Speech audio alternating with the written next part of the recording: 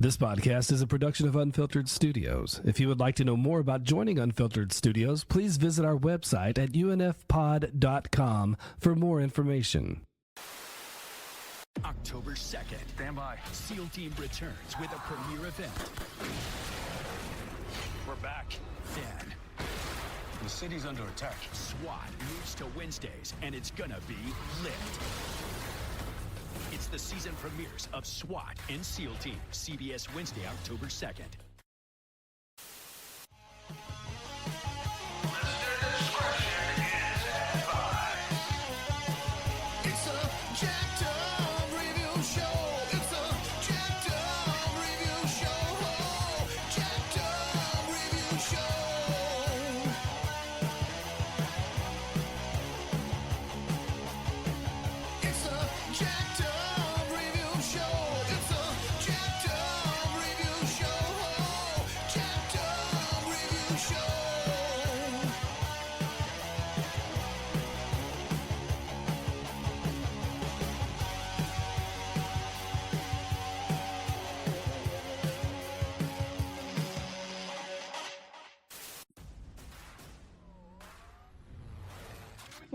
Welcome all once again. We love getting into all different kinds of movies and TV show franchises. In this case, I was going to continue just going into detailing what makes various small screen franchises stand out, and lo and behold, it's two CBS heavyweight shows. One is SEAL Team, which is essentially just a replacement. CBS needed another show like The Unit, and so they turned to very complex military war drama. In 2011, U.S. Navy SEALs targeted and killed Osama bin Laden.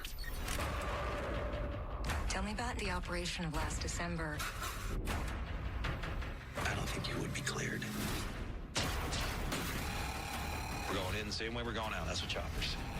Bravo 1, you got enemy boats inbound. We have confirmed jackpot. Boom, bam. David Boreanaz stars SEAL Team, new CBS this fall. Another fun comeback role for David Boreanaz of the Angel and Buffy franchise, as well as playing Agent Booth on Bones for 12 seasons straight. And same deal, staying relevant, doing another TV show in between a bunch of indie movies, and he is just awesome as the main head SEAL, Jason Hayes. He's got a load of problems. Also, what we'll be talking about is the new iteration of SWAT. You're under my direct command now. No relationships allowed.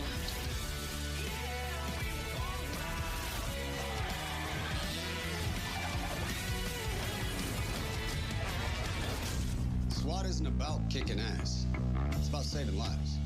Yeah, which sometimes requires kicking a little ass. Sergeant Harrelson, LAPD SWAT. Who missed us? Remember the SWAT rules. Rule number 1, never be in a hurry to die. We're in pursuit. You only know what you know. The most important thing is you never lose your cool.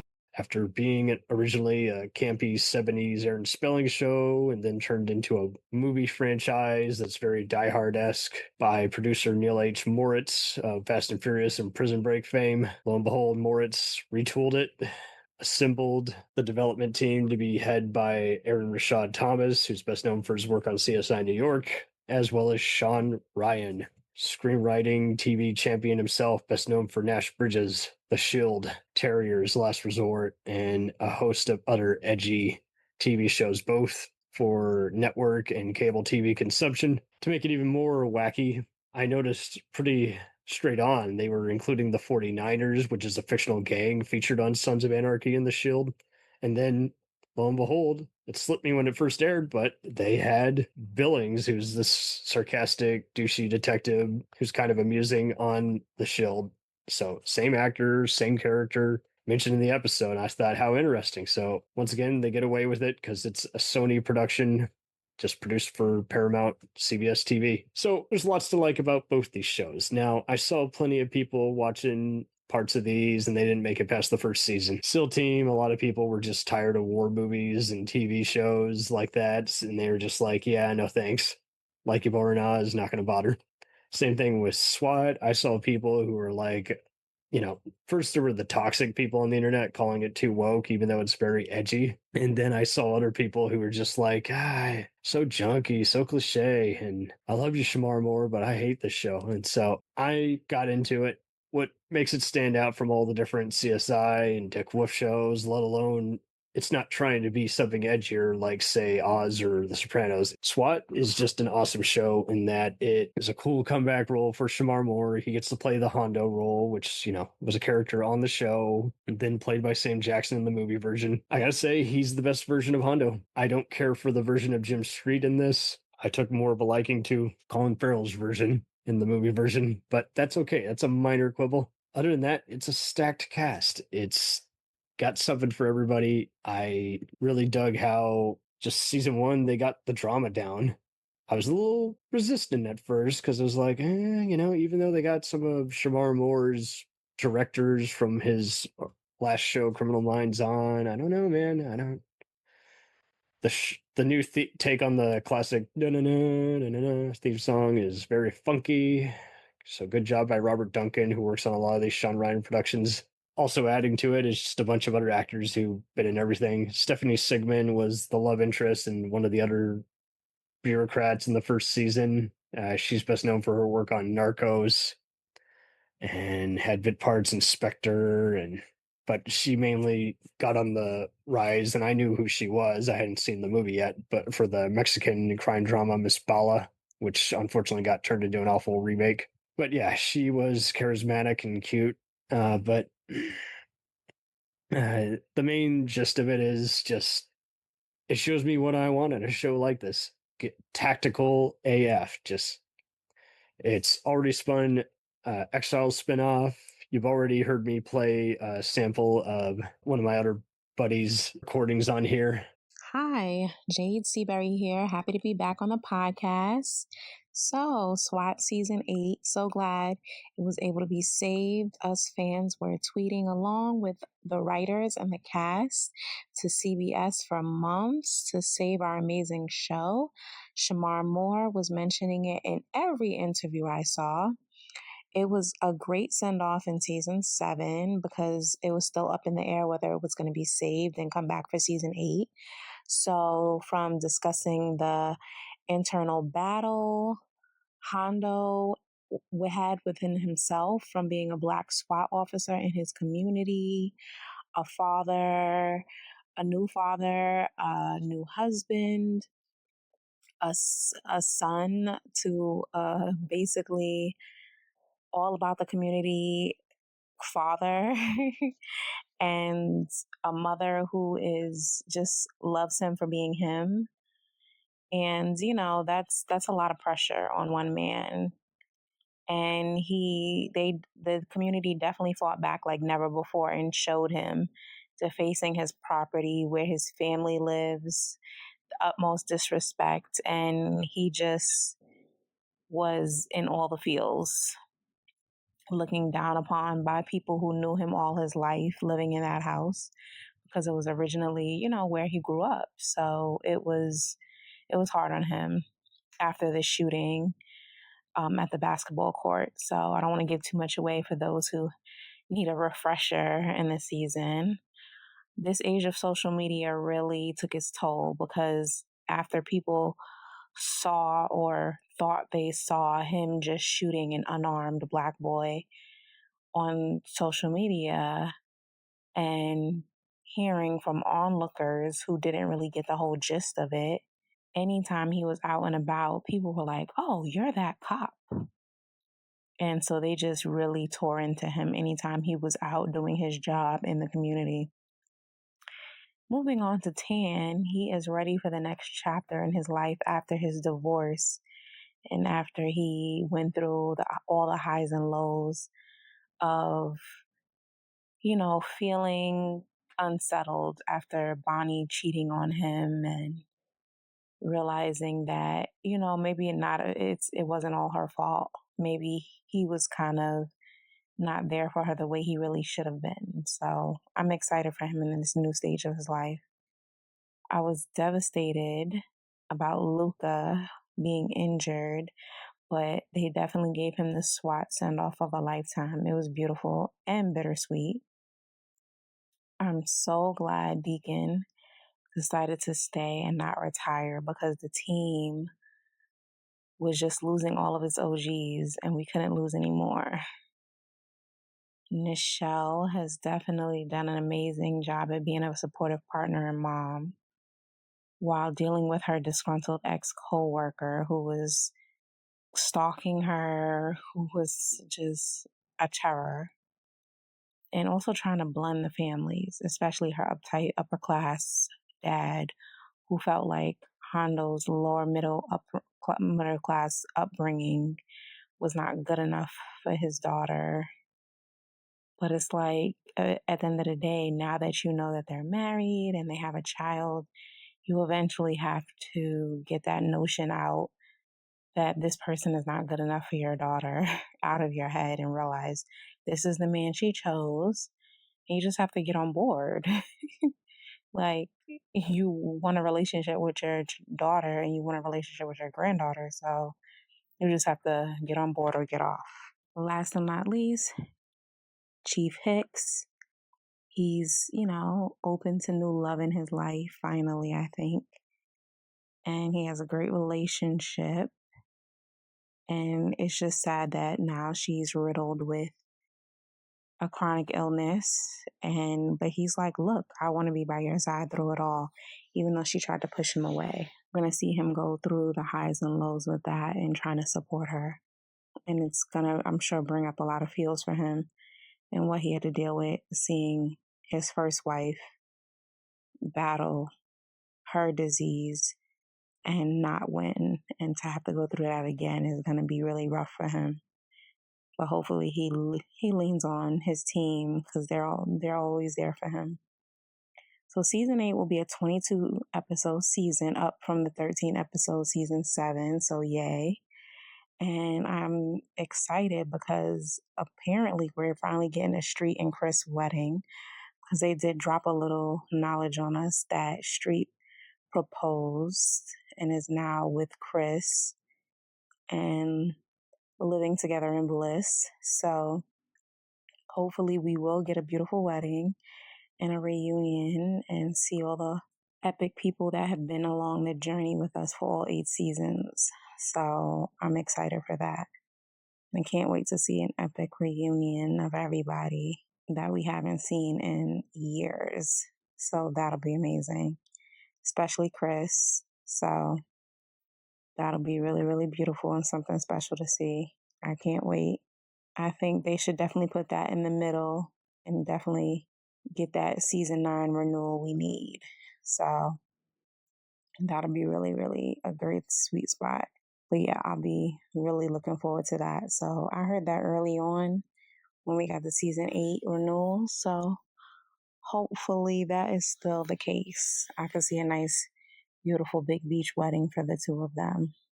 New thing that's plaguing LA SWAT. So maybe it'll be a huge heroin ring or some kind of political conspiracy, because I'm sure they're going to do something with politics, because that's all everybody's going to be talking about this year, the rest of the year. So because they're coming back in October, maybe that's going to be the new big thing.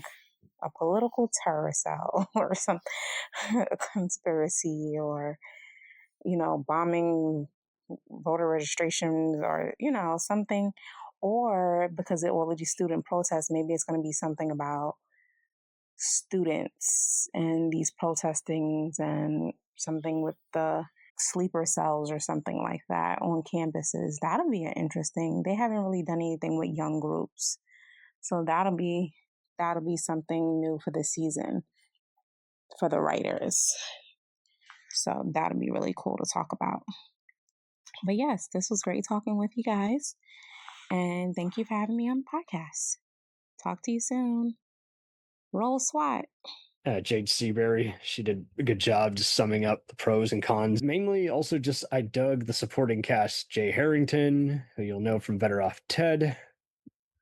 He's worked on some other Sean Ryan productions as well. But Lena Esco, she was Chris Alonso. You've seen her, play Jimmy Smith's daughter in the short-lived crime show Kane. She's been in other movies and shows like Free the Nipple, LOL, London, and I saw her in this first, but then I went back to some of her earlier stuff. I'm like, geez, I didn't realize she was in so many TV ads and music videos, and yeah, she's a very cool Colombian actress. Uh, and she's a pretty cool activist. But yeah, she was previously in the show Kingdom, the boxing drama with Frank Grillo. And again, many of these people have already worked on other shows by the creators, so that's why they're here. I dug seeing some other has-been actors who are always reliable character actors, like Peter Onorati, who you might know from This Is Us and other supporting roles in Goodfellas and Murder One. And the main commander, Hicks, is played by Patrick Say-Disparate. You've seen him play Elliot in Sons of Anarchy, and he's had other supporting roles like The Hunger Games, Catching Fire. I also first saw him on The Shield, and other movies and shows included Independence Day 2 and Draft Day. And he's just one of those, anytime I see him, I never know what I'm going to get. I don't know if he's going to play a crooked guy, a hard ass, like he claims he often plays, but I mainly have just had my share of just seeing him be a traitor or just a, scumbag. And fortunately, he gets to play against type here. He gets to play a guy who's by the book, but open to suggestions. So it avoids a lot of the whole, you can't do this, man. So I'm cool with the whole different just scenarios. It's always thinking outside the box, and you just love seeing what they do every episode, every season. It ran for 8 years. It's going to be followed by an Exiles spin-off show. It's already getting syndicated, and I just get into it, even though, again, I was hesitant because I saw Fast and Furious director Justin Lin as a producer, and I was like, oh, I don't want to see that kind of mindless thing, but fortunately it avoided that. Also adding to the team was Rochelle Eitz. She gets to play the girlfriend of Hondo, who's had a complex past, and that's just it. They always imply someone's just trying to make it, just trying to acknowledge their hard past and just get by. And the actors are all just very colorful but genuine and charismatic. And yeah, Rochelle Heights, she was in the TLC, that's right, the music group biopic, and been in some other short-lived shows, and even appeared in movies like White Chicks and Trick or Treat. But uh, looking at her other credits, I didn't recognize her from that, but I did realize, oh yeah, she was a CIA agent gal on the new Hawaii Five-O, and is now starring on Watson with Morris Chestnut. So Amy Farrington was another neat gal who's like been on stuff like the Michael Richards Show and just all kinds of indie movies, and Malcolm in the Middle. She played Karen, Early Edition, and just a few other various roles. And she was one of those, just like, yeah, I've seen her. I just didn't know the name and everything she's been in, but I've definitely seen her. And again, they've had some cool guest appearances. Adrian Paul from Highlander was a bad guy in one of the later seasons. Tricia Helfer, from Lucifer and Battlestar Galactica, number 6. In an earlier season, got to play an ex-flame of Hondo's, who's now like, I can't remember if it was NSA or what have you. And even Will Wheaton got to play a tech. That's right, was the Crusher from Star Trek. So it had its fun share, much like, so if anything, the FBI shows on CBS are kind of a replacement for like 24 or Criminal Minds type stuff by the Law and Order team. But this is kind of more, it was just kind of another take on Hawaii Five-O. Take what used to be an, outdated 70s show and do your own take on it, and then have some great stunts and car chases every week. Have some sharp writing, so while it is cliche, it's still a good genre installment. And make the scenario just stand out. I like how the first episode opened up with what's his name? Justin Lewis, who you'll know from Stargate Universe, is like he's a white cop who accidentally shoots an African American teen, and he has to, respond to the political pressure and be, let go. And they do a good job of implementing some actual real life social commentary. There was plenty of episodes where, Shamar Moore pretty much is just the perfect equivalent. It's like, I'm an LA native first, I'm a police officer second, but I take care of my community. So there is some propaganda, but at least the filmmakers are just trying to say, hey, we want to give you some feel good entertainment and just, we kind of are make an excuse for both breaking the rules and making our own rules, and everybody's happy. Everybody gets what they want and came here to see. And just kept it spicy. They kept it relevant. It's really awesome. The main dilemma of just seeing Hondo have to forgive his estranged father, played by David Abatande, who, if you see a photo of him, you'll be like, I've seen and heard his voice in various video games and seen him appear on different sitcoms. Another reliable character actor. Even Sherilyn Fenn of Twin Peaks was in Street's ex-con mother who he visits in prison. So there was their fair share of character actors, and much like Hawaii Five-O, they would get some genre favorites from various B movies and TV shows playing a villain of the week or a recurring nemesis of a season. So those were fun. It never got over junky. It's just, again, it's a good substitute. So you can have all the serious stuff like Chicago Fire, you can have the junk food like CSI, and then you can have something like this, which is just stunts every week, but it's giving the right kind of amount of action for those who want something more casual. So, in all honesty, this might appeal more to fans of anime or video game crowd because it's just kind of has that adrenaline, easy roller coaster excitement, as well as the unusual characters and drama. So it's a third wheel, it's a third option, and that's okay. And I thought it did it really good. Really hats off also for just they would approach some occasional social commentary. They did a proper tribute to George Floyd and how he was wrongly killed and how the community is going to honor him, people like him who have been wrongfully killed, and again, there's no shortage of corruption and it's okay. It's not trying to be, even though it's got characters and settings from the Shield, it's not anywhere on that level, but it's still kind of a Nash Bridges equivalent for CBS, where it's a dad show, it's a young teen adult show that's fun. It still kicks ass. It still has characters I like and drama that's compelling, even though it's not going to ever win an Emmy. It might win one for acting, and that's okay. It's popcorn, but it's pretty engaging and has some occasional, you know what, that was pretty well thought out. And there's never a scenario where I feel like, hey, that setting got, wrapped up way too easy.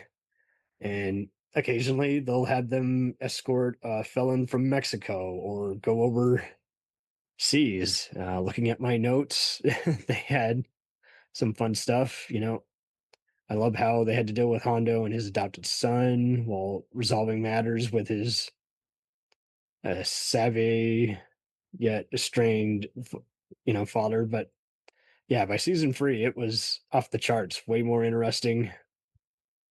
Uh, it was wild how the dad had a cancer incident, and they had some other cool actors like Bailey Chase from Longmire was playing a private security contractor who may or may not be shady, and they did some other cool one-offs, like making it look like Street was fired, but really he was part of an undercover sting, and they just made it look like the captain fired him, and Hondo was overseeing his progress. So they did some cool undercover stuff once in a while.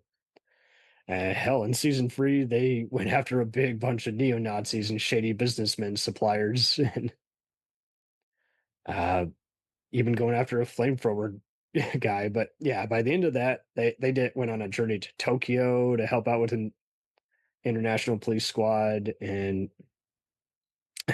by season 6, they had a Thailand premiere. They had a van ambush, and even Ty Diggs got to guest star. So but by season 7, that was so more energetic. There was some nonstop personal stakes that invested me in between all the different bombs they were trying to stop. And season 8 really stood out. It was an epic way to end it all. They had Annie Alonza from Chicago Fire and Arrow. And she played a neat character who was harassed as she comes from a shady family. Both her brothers are felons, and she's the daughter of a cop killer. So Hondo sees that her car's been vandalized, and he's no stranger to this. He's been called pig before, even though he never gets brutal. And he has to tell his entire department, you guys offend her, you're offending me. That's not going to happen anymore. And the biggest recurring thing, that's just it. There's some cool, it's just so fast paced. I never have a chance to be bored or find it too repetitive or be like, this is way too soapy. And I dug how he had to oversee, Hondo himself had to oversee his younger brother Andre being taken advantage of by his estranged father. And he just tells him straight up, you guys are both fools. And he shows them the receipts from the feds. It's like, this protein powder you're doing a side hustle on, that's a scam. That's already been locked down by the feds. You got all this useless stuff that you're not going to be able to sell because it's all whack. It's a fraudulent product. And you got to see the bigger picture. You're only going to be paying off more loans instead of actually paying them off to begin with. And you're just a fool if you think this is real. And a cool introduction to this season was Marin Dungy. She technically was in the last season, but she gets more to do here. And she, she's been on shows like Alias and King of Queens. A lot of shows on that really weren't my thing, but she's really good here as the Deputy Chief Bennett. And she basically argues with Hicks on how he's passive aggressive towards her when she just wants to stop, robbers from, robbing banks and have some other peaceful negotiation goes through. But yeah, it's lively, it's energetic, it kicks ass, and that's really what it's supposed to do. And even though it's never been a really critical darling, it's still a pretty well liked show by general audience. Just comfort food. Now on to SEAL Team again. Great actors on this. Again, this one I don't enjoy near as much, but it is still very relevant. I was like, hey, another cool comeback for David Boreanaz. We'll return after these messages. If you like small-town mystery, crazy news, and wild history, then the Florida Men on Florida Man podcast is for you. Each week, Josh Mills and Wayne McCarty bring you the absolute best Florida has to offer. So if you're looking for a show that's safe for the family, but funny enough to help you escape everyday life, then listen to the Florida Men on Florida Man podcast. That's Florida Men, plural, on Florida Man podcast. Hey, it's Brent Pope, the host of Breakfast with Brent Pope. You've seen me on some of your favorite TV shows saying things like, give it up, Jimmy, you gotta sink this putt to win. On Breakfast with Brent Pope, I sit down with guests from the entertainment world and we do it all over breakfast. Or should I say Brentfast? Every week on Brentfast, you get inside Hollywood info and tips, great breakfast recs and booty debates. Most of all, you get the most delightful 30 minutes of your week. So dig in, it's Brentfast time. Listen at Brentfast.com, Apple Podcasts, or wherever fine podcasts are found. There were some big, people on this. One of the head writers and producers was Christopher Chulak from ER. So he's from the John Wells School.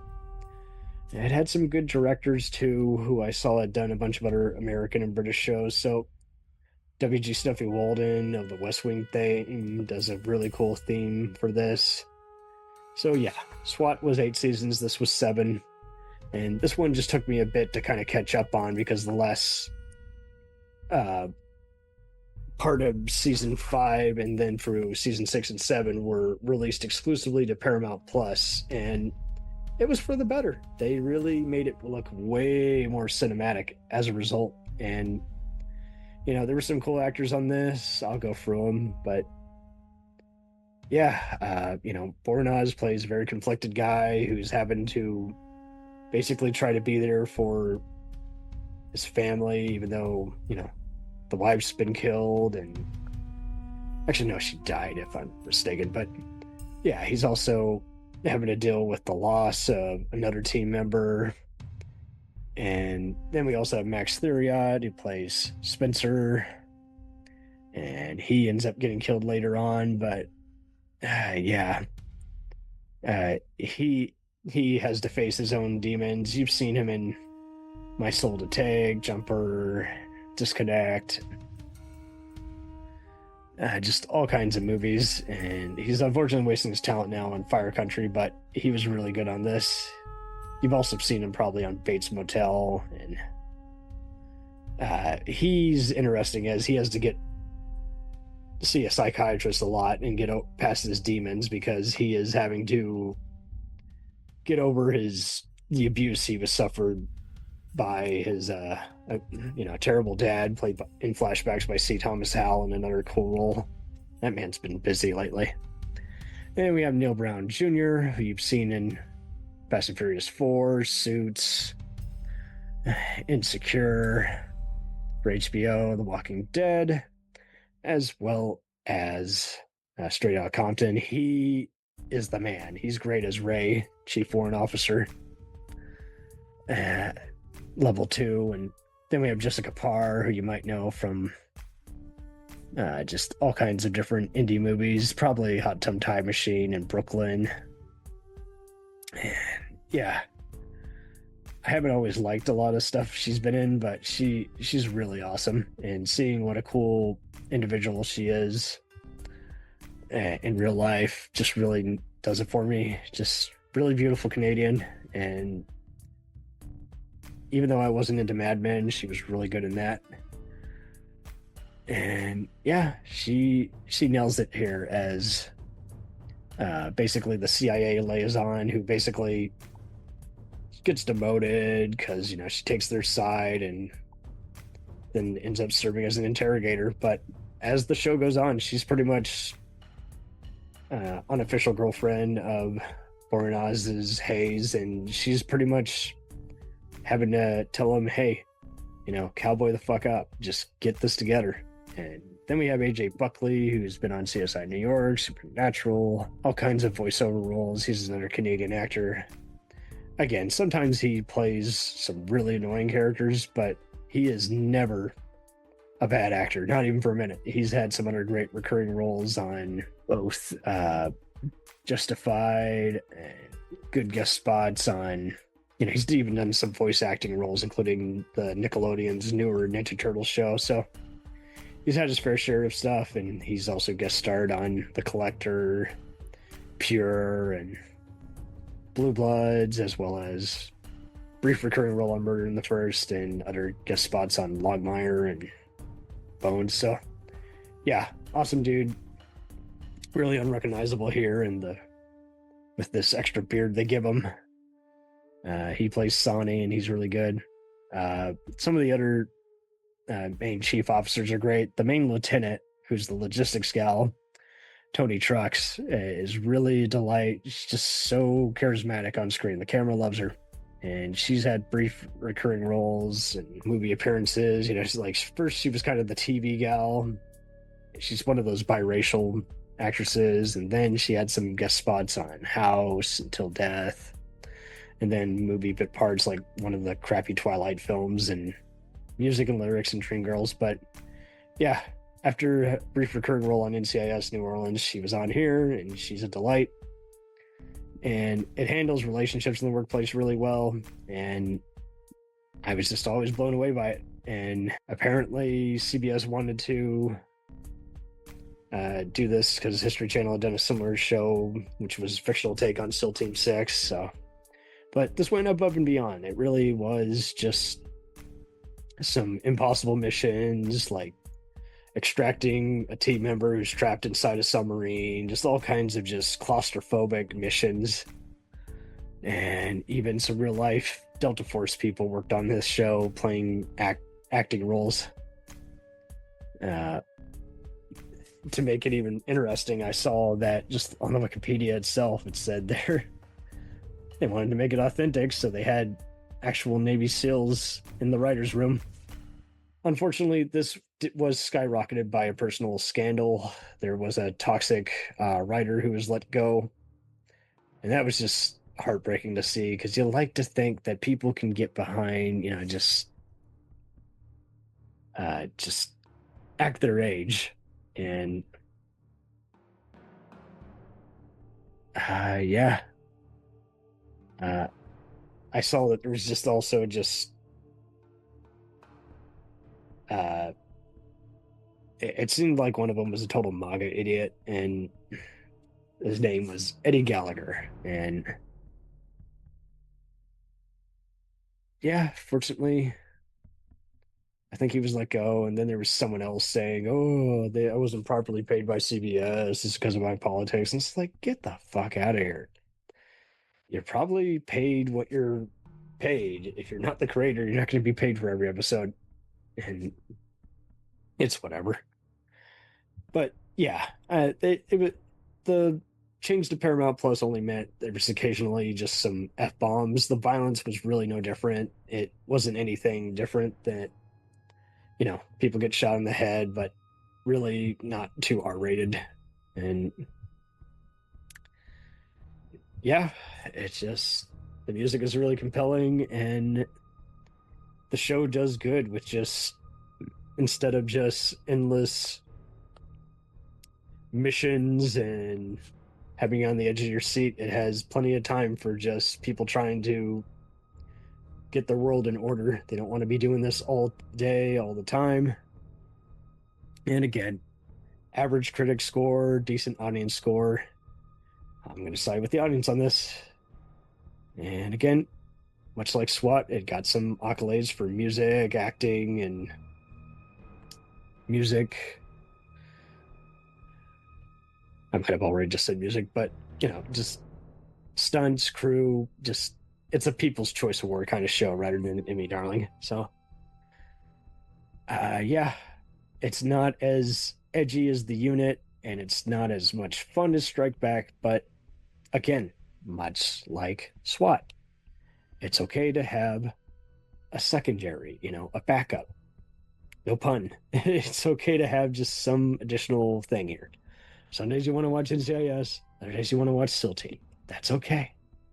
This show does that in spades. It's really awesome, just showing how it addresses the burden, but it gets past the whole woe is me, I'm an army wife, I'm a military leader first and a dad second. It gets beyond that by having a lot of stuff seriously change. It has some dangerous missions in season 3 with Siberia. And I mean, season 3 alone opened up. Same kind of deal. Both these shows get great by their third season. I love how Jason reminisces in first person about how he's haunted by the numbers on his cell phone that belong to fallen comrades, and how he's always been a better soldier than a fodder due to his being bound by the brotherhood of his squad. And I love how, much like SWAT spends a lot of time, is like, who's going to be part of our 20-man crew in those later seasons? Who's going to be the next lieutenant appointed by me? They have a bunch of cool personal options where it's like, we're going to find a new team candidate. We've had a fallen comrade, or we have someone leaving. And I like how they had some other personal things where some of their members were accused of assaulting a local member due to intoxication, surgical procedures, and just all kinds of personal burdens. And the main deal for Jason is, will he have a future relationship with his daughter? And Mandy, the CIA gal, got to participate in some of the missions, so that was what was cool too. They had all kinds of just ways to change it up, keep it new, instead of what truck are they going to hijack, what night vision goggles are they going to use for this ambush. There was all kinds of stuff besides let's go to the next battle scene. Season 4 spent a lot on the protagonist's earlier days. They did a good job of making him look younger. And season 5 was kind of a blur for me. It just went real fast. I was in a bad personal place when I watched it, so nothing personal. It was just a good filler show at that point.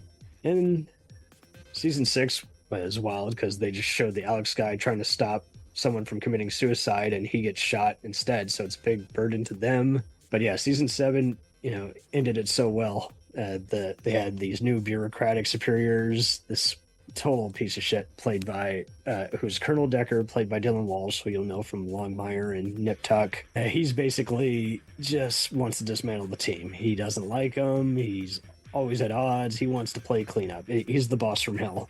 And I like how they have Sonny, one of our main heroes, confess to punching him, resulting in him giving up his Syl trident. But the confession allows Lisa to secure promotion to the Admiral's aide, and they end up together moving to Washington. And they manage to expose how Decker has failed to follow proper communication protocols during the mission, and it costs him his promotion. And that's what the team wants, because he's the boss from hell. They do not want him here. Not at all. And just like SWAT was so good at using some great TV actors who've been in everything, like Jessica Camacho and Leith Burke, it does a similar method where you'll see these different guys. It's like, I've definitely seen him on a CSI or X-Files type show. Oh, yeah, that's a soap opera star. I mean, and much like NCIS, I kid you not, I would look up some of these actors and it's like Star Trek episode, Playboy type production, campy, sitcom. It's like just all kinds of people of 1,000 faces. But yeah, it's a gig. So just like you're gonna get someone who was like in a Budweiser ad or a Super Bowl commercial, they're gonna get those 5 minutes of fame to put on their demo reel. It was like, yeah, I was SWAT team backup number 1. I was a Syl who drowned at the beginning of the first episode, so they had their share of cool guest stars. I saw Doug Savant, who's another TV favorite in one. I was like, man, and much like the unit, they do a good job of showing how the amount of stress and practice missions, they always use that often to introduce the new strategy for the team, so that prevents the predictability instead of lo and behold, we're going to go on to the next, nuke retrieval or, stopping a bunch of commandos and pirates on an island. It's just something to look forward to instead of just the next battle scene. And this one was great. This final season was the way to end it because Jason ends up seeing his son in the hospital. He somehow had a drug overdose and he just he's beside himself. He's like, that. He was taking some pain meds. He could never take drugs. Like, apparently he was hurting. He wasn't there for his son. And he's just, Amanda has to tell him to snap out of the negative thoughts he's having about how he's not meant to have a life outside of this profession. She cheers him up, talks some sense into him. He's like, you're getting this from former member Curtis, who's played by Mac Brandt, who you'll know from stuff like Lovecraft Country, among other movies and shows. And he does good here. He's kind of been the go-to for playing like Kentuckian or Hickish kind of roles, and basically he's a toxic team member who's just like, he poisons the well that's Jason's mind into thinking, oh, he can't do anything right, and neither can he. And it's not helped by Jason also having a nightmare back to his first kill on a mission that's just triggered by a more recent Rendezvous episode. But this was neat, and I just applaud these kinds of movies and shows just existing because I get just so fed up. It goes both ways. You get annoyed when you see people say, oh, anything on network is by the numbers, playing it safe. It's just formulaic. And then you get other people saying, oh, well, I'm not going to see, it's fun, but I'm not going to see enough. And, fortunately, you can give up, just like you can give up cable now, which is very lacking these days. You can give up network TV and watch it all now on streaming. And I always looked forward to these kinds of shows that both of them ran from 2017 to 2024. And what a good run, both of them. 7 and 8 seasons respectively, but plenty of delight for everybody. And again, I applaud when someone goes with their own vision, sticks to it. And just because I'm on network TV doesn't mean I have to suck or be, by the numbers. I can be my own thing. So totally recommend both. And if you're just not feeling it, watch it with a bigger crowd. You might get a bigger response, especially with how visual SEAL Team gets and the stakes that change throughout SWAT's run. It's so wild how SEAL Team faced cancellation and then SWAT almost got canceled until Shamar Moore and his fans rioted and then they got 2 more years. So it's wild how there's an audience for everything, and there was no shortage of fans that showed up for these kinds of shows. Just fun, cool stuff. That's all I can ask for, and both of them do it very well. Check them out.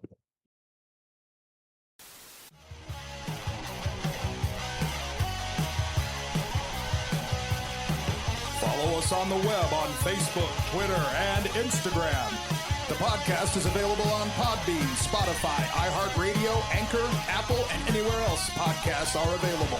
Feel free to review our show and leave comments on any of those sites. Thanks a million for listening. It's a jacked up